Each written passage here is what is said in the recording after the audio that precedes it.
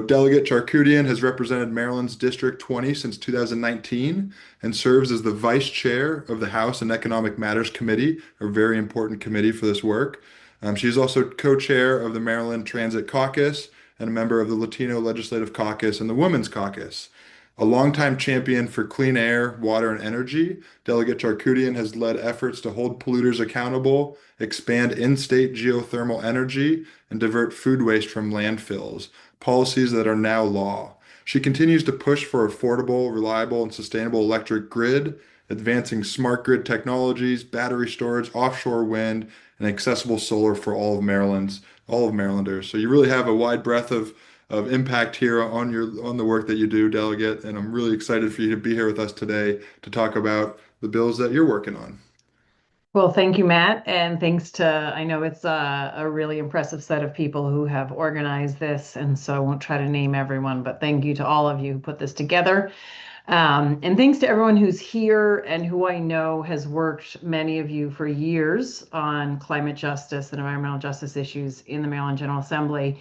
And thank you in advance for the work that you're going to do this year.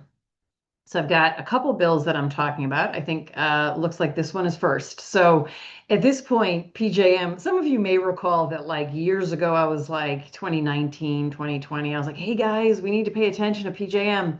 And some of you were really active with me when we had the MOPR and we were trying to figure out what do we do about the minimum offer price rule. Well, fast forward, 7 years, and our worst nightmares have come true in terms of PJM. All the issues that we've been raising for years about their capacity auction and all the rules that are designed to really thwart clean energy.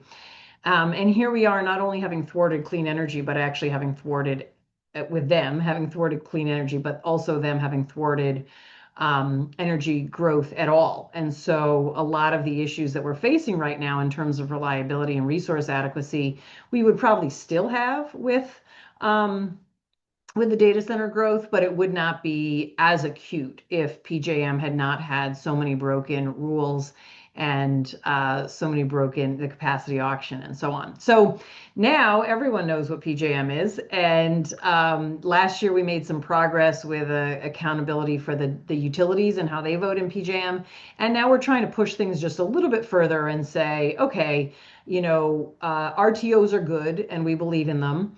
But at this point, it's really the responsible thing to do to ask, is it more advantageous to stay with PJM with all of its flaws and problems, or should we be looking at an RTO that's a subset of PJM? And really, the way the bill is written, it requires PSC and MEA to study sort of, it says nearby states, a coalition of states. The states who are really looking at this and saying this out loud are Pennsylvania, New Jersey. New Jersey passed this bill, this one that I'm talking about right now, out of the House and hoping to get it out of the Senate this year. Delaware's looking at it. So the idea is, can we study what does it look like to leave PJM and join, create our own RTO with a subset of states, and or leave the PJM capacity market using the fixed resource requirement rule, which PJM allows, but not just doing an FRR as the state of Maryland, but doing it with the other states in the surrounding areas. So we continue to benefit from what an RTO benefits from, right? A multi-state sharing and the benefits that come with that, but without all of the problems that come from the fact that in PJM, the market participants, the polluters, the utilities are the ones who are really writing the rules to benefit themselves. So, on one level, I think it's really responsible and good to be analyzing this and looking at it, and we could find out that really it does make sense to start a process. But I think if nothing else, even if the reviews come back and we look at it and the cost benefit kind of doesn't work out, I think it's really important that we continue to signal to PJM, that we're seriously looking at other alternatives, because it's part of our efforts to put pressure on PJM to be more responsive to state policy, and just in general to reform away from what is a somewhat corrupt system of market participants writing the rules that benefit their shareholders. Matt, I'm not sure. Do you take questions on each bill as we're going through, or do you take them all at the end? Oops, here I am. We will take them as they come through if it makes sense. Otherwise, we'll save them to the end if that's okay. We don't have any Yeah, right now at this point. that's fine. I know I just went through faster on this one, but I think the ones that are coming up are longer to discuss. And so I'll kind of yield my time to myself, um, and move on to advanced transmission technologies. So some of you may have been familiar with the ATT GETS Grid Enhancing Technologies bill from last year. If you want to go ahead and shift to the next slide. This is essentially the same one with a couple of adjustments based on conversations with the Attorney General's office. So just as a reminder, this bill passed the House and it died in the Senate. So what this bill does, advanced transmission technologies, grid enhancing technologies, different terms for the same basic set of technologies. They basically allow us to get more out of the same poles and wires and right of way in a transmission context. And so they're efficiency technologies. They allow us to get more out of the transmission that we already have, or in an upgrade out of the same right of way, reconductoring or otherwise. So the reason that utilities generally don't like them is because if you're using these technologies, you get more out of less hardware and less capital. And so if you're trying to build as much as possible to have a higher asset class to charge off of a rate of return on the equity, then you wouldn't want the most efficient thing possible. You would want the least efficient thing possible. Furthermore, a lot of these technologies are software, and so they're operational expenses as opposed to capital expenses. And it's the capital expenses that utilities are able to get the rate of return on. So for all these reasons, you would normally think, well, if it's more efficient technology and we can get more out of transmission with these technologies, then why wouldn't why wouldn't utilities be implementing them? But that's why they're not implementing them on their own, and that's why we always need to remind the utilities and each other that they are regulated monopolies, so we do get to tell them what to do. And we don't need to incentivize them or bribe them to do the right thing. We just need to get our laws right. And so this bill basically really moves to increase the use of these technologies. And I'll tell you how in a second. I do want to have one caveat on this conversation because I think that while there's a lot that we can do with the advanced transmission technologies, getting more out of what we have.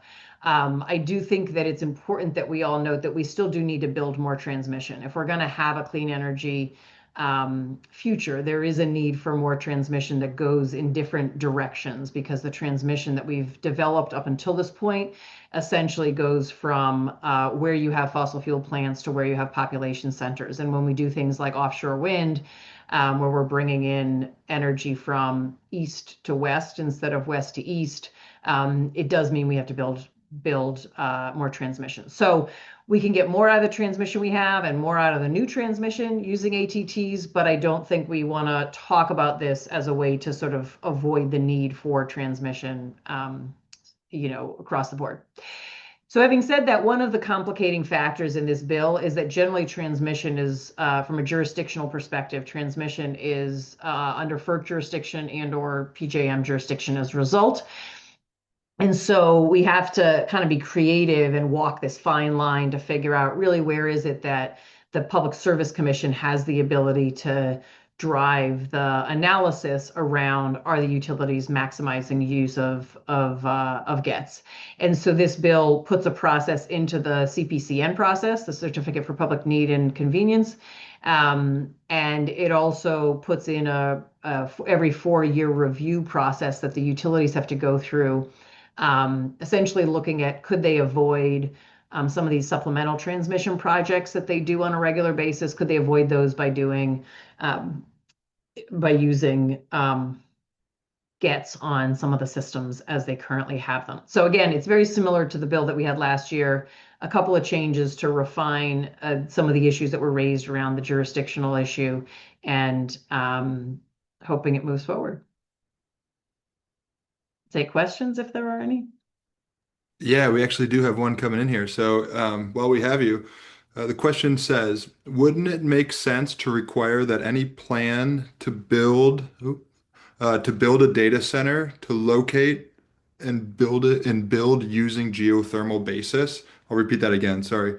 Wouldn't it make sense to require that any plan to build a data center to locate and build using geothermal basis, i.e., building a data center in an area where the geothermal wells will generate energy because they are designed to harvest beneath the data center for energy? Um, I think I'm not reading the question. I think really what you're thinking about, maybe, or the way that we're thinking about the role of networks and heat networks as it relates to data centers is more on the side of waste heat. So generally, the data centers have a lot of waste heat. The cooling that has to happen to all of those servers leads to a lot of waste heat. So I guess in theory, you could build a geothermal system to cool, but because you have a system that is cooling, and now this is just to be clear, this ATT has nothing to do with data centers, but I think maybe that was a question from before, and I think I know the answer, so I'm just gonna take a shot at it. I think what you're where people talk about the heat and the sharing of the heat as it relates to data centers generally is taking the waste heat. So the heat that is coming off of the cooling needs for data centers. And there's a couple things that can be done with it. In New York, I think there's a data center that's actually heating multifamily housing that's right next door to it. That requires some amount of proximity. In Europe, there's a lot of waste heat that's being used for industrial uses. And I'm told that actually in Europe, there's some systems that actually travel a couple of miles. That would require sort of some kind of cost benefit analysis of if you're going to build a pipeline, to move the heat, 3 miles, what are the costs and the benefits of that? But a lot of industrial, like high heat, not super high heat like steel, but high heat like bottling plants kind of thing, can use the waste heat from data centers. And I do think that that's an area that's worth exploring in the state. Yeah, that's a great answer. I've got one more for you on on I think the topic here. Where do we go? So the question is on the energy usage of recirculation systems versus cooling systems. And the question is, do you believe that the finite nature of our water resources should be a consideration there? So that's about data centers again, then not Yeah. gas, I guess. Yeah, yes, I do think that water systems, yes, I think that obviously the data center policies, there's a lot of pieces in it. I'm dealing with one part of it in the bill that we're going to get to in a minute. Maybe we should get to it since data centers is what everyone wants to talk about. I get it. But yes, the my particular bill as it relates to data centers does not touch on the water issues, but I do think, what you're seeing, and you're going to see a whole bunch of bills related to data centers, and I'm hoping that some of them do touch on water use. Yeah, it's my understanding, and this is a little bit, it is my understanding that the air-cooled data centers is somewhat better from the perspective of water use, but I'm not sure then how they line up in terms of energy usage overall. I would have to look that up, and so I don't know if that's a reason. I think though that more and more data centers are moving towards the air cooled, which is the circular, but that does still use a lot of energy. So I'm sure there's trade-offs, and I don't feel like I'm an expert on that particular point. So someone else might be able to weigh in on it. Yeah, well, I appreciate that, and we can answer that question in the chat as well if anybody else on the panelist has a response to that. But yeah, let's get to your other two bills here. The first one, or the next one we have up, is the solar energy reform. We're just going to tease people and make them wait even longer to Yeah, talk about well, data centers. let's Okay. jump ahead. Do you want to jump Okay. ahead to No, no, data no. center? We'll do solar. It's Okay. good. It's good. I Yeah. love it all. I love it all. Um, so again, many of you worked on the ACE Act last year. Thank you for your work on that. In fact, your work on the ACE Act in general led us to a place where what started is we're going to subsidize gas turned into a bill that was mostly good with a little bit of fast tracking of potential gas. And hopefully we're going to squash that now that everyone sees that it requires a subsidy. But we can come back to that. The solar energy part of the ACE Act, of course, didn't pass.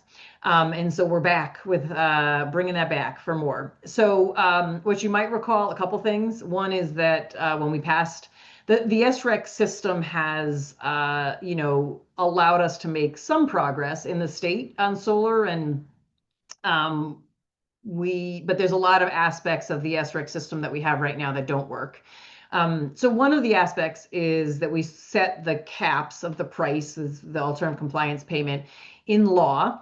And what we found since 2019, when we set those caps, and they made a lot of sense based on the projections that could be made in 2019, was that then we had a pandemic, and then we had supply chain issues, and then we had inflation, and then we had a good federal policy, and now we have a bad federal policy. And so all of these things have resulted in the prices for those SRECs not consistently working for solar.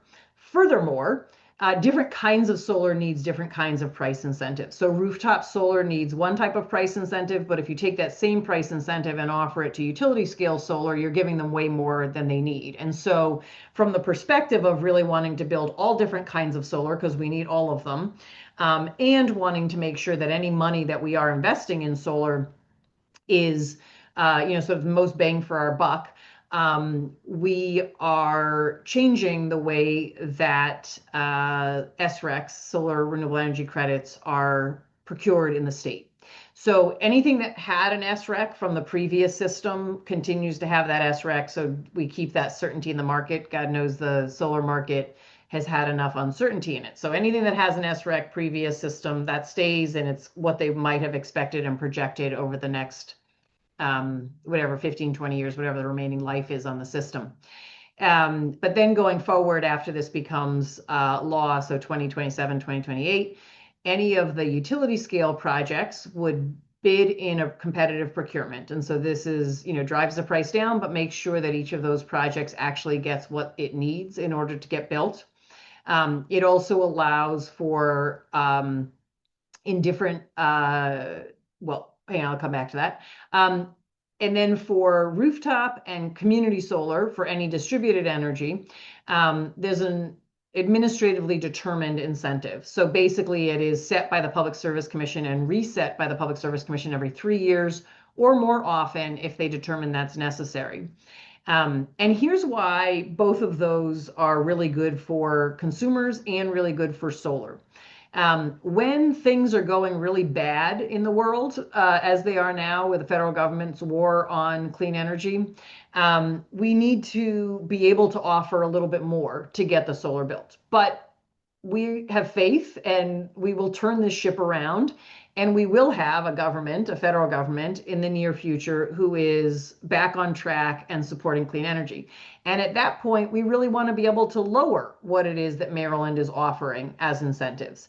And if we have supply chain challenges, then we want to be able to increase. And if those challenges go away, we want to lower it. So what we want is, coming back to this idea of bang for the buck, we really want to make sure that everything that is needed to get the solar built gets invested to get the solar built, and no more than that, because this is ratepayer or taxpayer money, in this case, ratepayer money that's going towards that. And so, that's sort of the restructuring. This is based pretty closely off of what New Jersey has done, and it's worked well for them over the last couple of years. We made a couple of changes to make it work for Maryland. But the really important thing, given where we are at this moment in time with electric bills, is that we wanted to be able to move this new way of doing solar forward without having any increase to people's electric bills. And so right now we have an RPS that is essentially collecting, as it relates to tier 1 RECs, it is essentially collecting alternative compliance payments. And based on the projections in the PJM region, we expect that for the next 5 or 6 years, we will be collecting alternative compliance payments instead of buying tier 1 RECs. And so, as you probably know, I think there's been conversations about the CEF. That money goes into the CEF right now, and then it either gets spent on grants, or it gets spent to balance the budget, or it gets spent on rebates, sometimes to people who need them and sometimes to people who don't need them. And so the idea behind this bill is money that is collected for the RPS should be invested in the RPS. And so it takes all the alternative compliance payments for tier one RECs, which we expect to be somewhere between 200 and $300 million a year over the next 5 years, and it puts it into an account to pay for the new SRECs. So money collected for the RPS, spent on the RPS. Even in a best case scenario, when it goes into grants at MEA, it's a little less direct in terms of its leading to solar getting built. And so this is a way that we can protect the money that's collected by ratepayers and make it go to the program that it is designed for.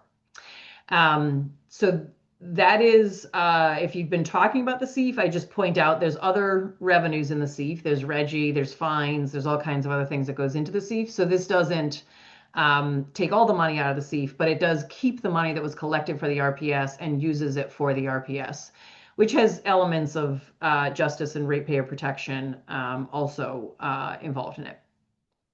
The final thing, and I know many of you are excited about this, is it authorizes balcony solar or portable solars, plug-in solar in the state. And this is, folks may be familiar, you buy a couple panels from IKEA and you can plug it in and it, produces enough energy to offset maybe a refrigerator. It's particularly important from an equity perspective if someone has a balcony in a multifamily apartment but doesn't have the ability to put solar on their roof. They can offset payoffs from these systems are like 5 years, maybe 5 to 7 years.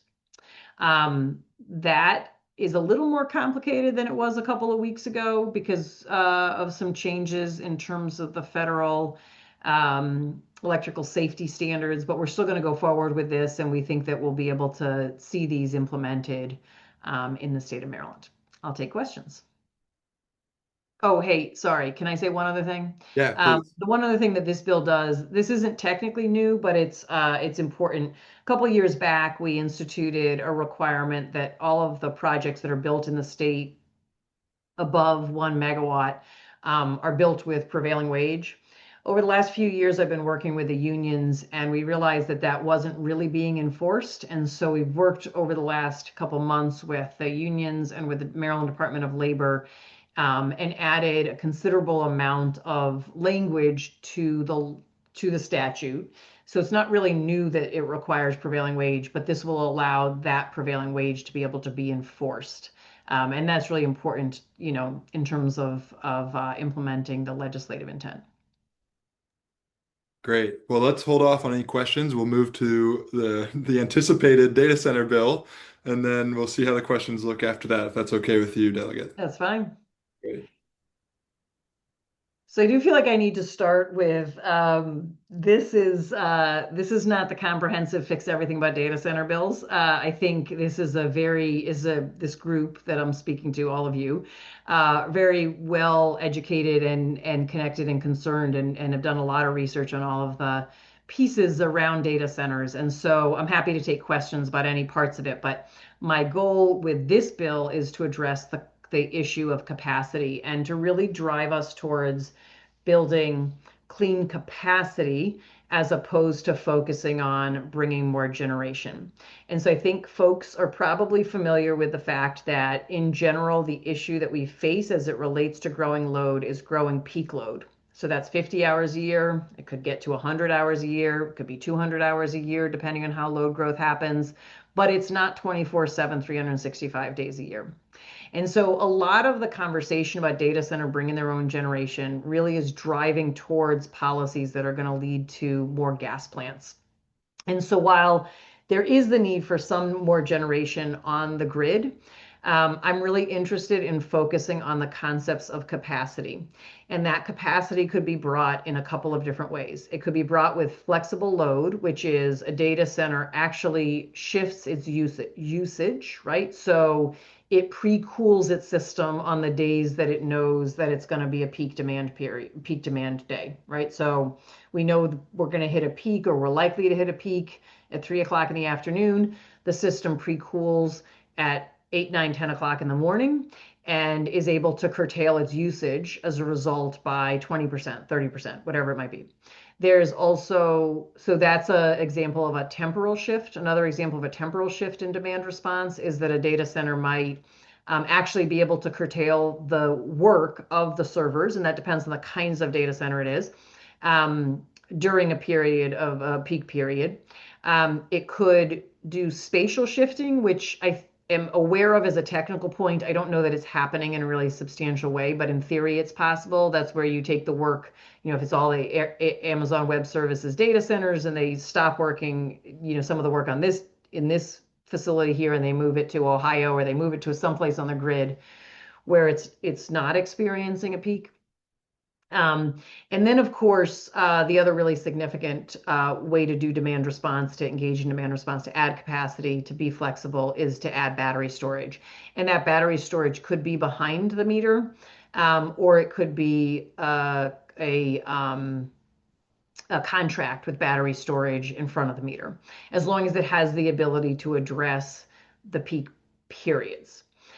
And so, if folks are not familiar with a Duke study that was done a couple of months ago, it essentially looks at, okay, if every data center could be flexible 100 hours a year. Now, I don't have it in front of me, but it's something along these lines.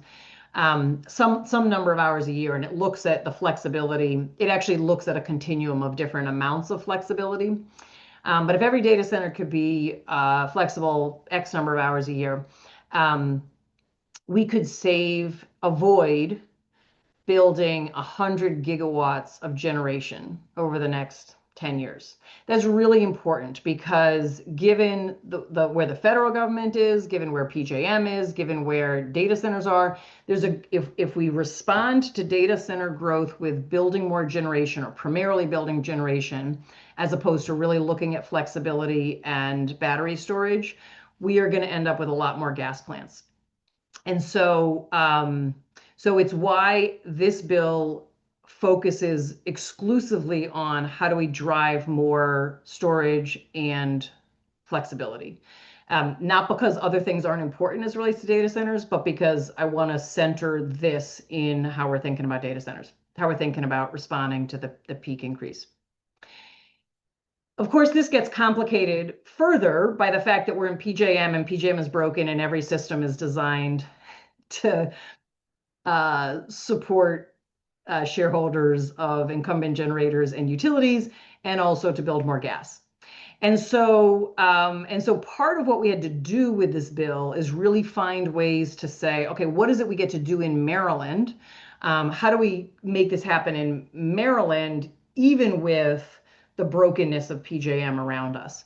And so the first is a voluntary demand response program within the state. Right now, PJM's demand response program requires that a load be 365-day a year, 24/7 flexible. And that's just not realistic that they sign off that they could be called on anytime. And it's actually not needed. You don't need to call on them at 3 o'clock in the morning in October.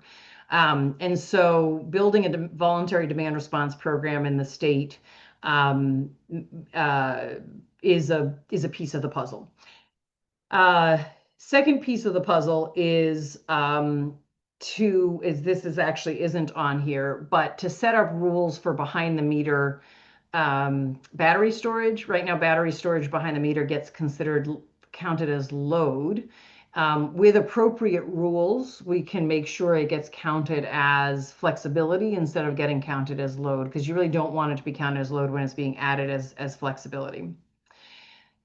The next thing that this does is it requires that all data centers bring a portion of their capacity, and there's a fast track for data centers that bring 100% of their capacity. All the demand response and all of the capacity in this bill restricts that it can't have on-site emissions, so it can't be essentially diesel generators. Battery storage, the truth is that if we put battery storage on the grid right now, it will use whatever's on the grid, which includes gas, but it's not adding to the localized pollution and the EJ issues associated with that. So capacity, 100% of capacity. Now, this gets to another challenge that we have, which is let's say you had let's say you had a data center that said, okay, I want to be fast tracked. I'm going to buy 200 megawatts of storage. I'd like to contract that out somewhere on the grid within my same jurisdiction, my same LCE, LSE. Um, but now you're back into the problem of PJM. And PJM's like, okay, well, that 200 megawatts of battery storage can get at the back of this line here and wait for 4 years. And so we've sort of lost the ability to fast track anything. And so what this bill uses is the surplus interconnection rights. So for folks who may or may not have tracked this, one of the changes that many of us have been begging PJM to do for years, they finally conceded and did it in this crisis, is allow for this concept of surplus interconnection rights, which is this. If you have 100 megawatts of solar somewhere on the grid, that the grid itself can handle an injection of 100 megawatts of energy, right? So it's built to that. But that particular system is not actually putting that much energy on the grid 24/7. Maybe it's using 25% of its interconnection capacity.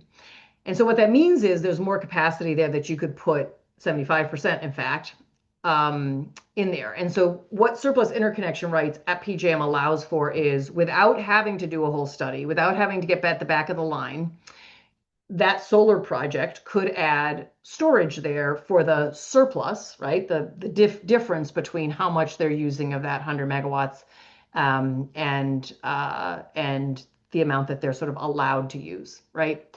So right now, PJM established this back in January.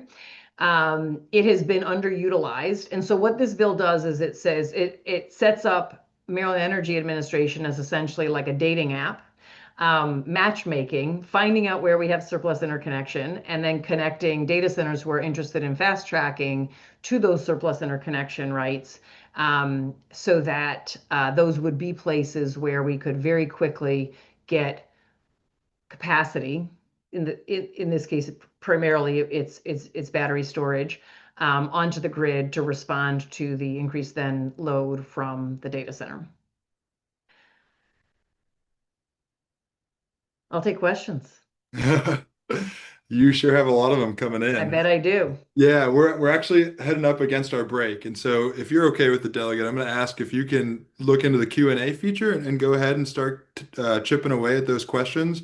Sure. The audience is probably eager for a break away from their screen for a minute. And so I do want to thank you. These are all really important pieces of legislation that I'm excited to see move through the General Assembly. And just by the number of questions coming here, a lot of people are interested in well as well. So thank you very much for presenting on all these today, and thanks for always being a champion for our energy and our climate issues here in Maryland. I really Sure appreciate thing. it. Thanks for letting me be part of it.